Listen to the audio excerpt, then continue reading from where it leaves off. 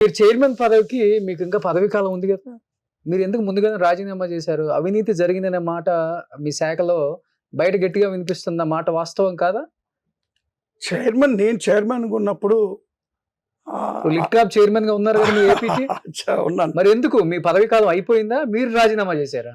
లేదు, పదవీ కాలం అవ్వకముందే నేను రాజీనామా చేశాను. ఎందుకు?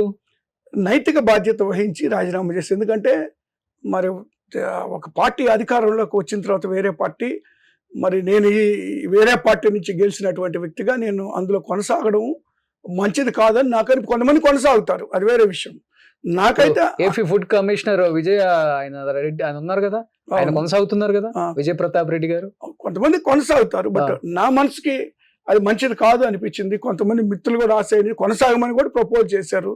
అయినా కూడా నాకు అది ఇష్టం, ఎందుకంటే జగన్మోహన్ రెడ్డి గారు ఇచ్చారు, ఆయన ప్రభుత్వం దిగిపోయిన తర్వాత నేను అందులో ఉండకూడదని అనుకున్నా. కానీ అందులో అవినీతి జరిగింది అనే దానికి నా మీద ఒక్క ఆరోపణ నుండి నేను శాశ్వతంగా రాజకీయాల నుంచి వెళ్ళిపోతాను. ఎందుకంటే ఒక్క లిట్‌క్యాప్కు సంబంధించి నేనున్నటువంటి ఇన్ని సంవత్సరాల్లో ఒక్క రోజు కూడా ఒక్క పైసా కూడా బిల్లు పెట్టి తీసుకున్న సందర్భం నా పేరు మీద లేనే లేదు. కనీసం నేను తినే అన్నం కూడా నేనే తెప్పించుకుంటాను, లేకపోతే ఆఫీస్ చెప్పులు తెప్పించుకోను.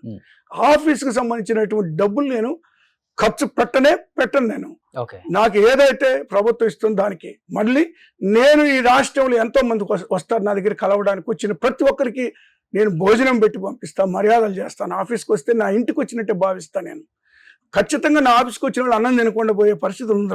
లంచ్ టైంకి వచ్చిన వాళ్ళు నేను ఒక్కనే అన్నం తినే అలవాటు లేదు.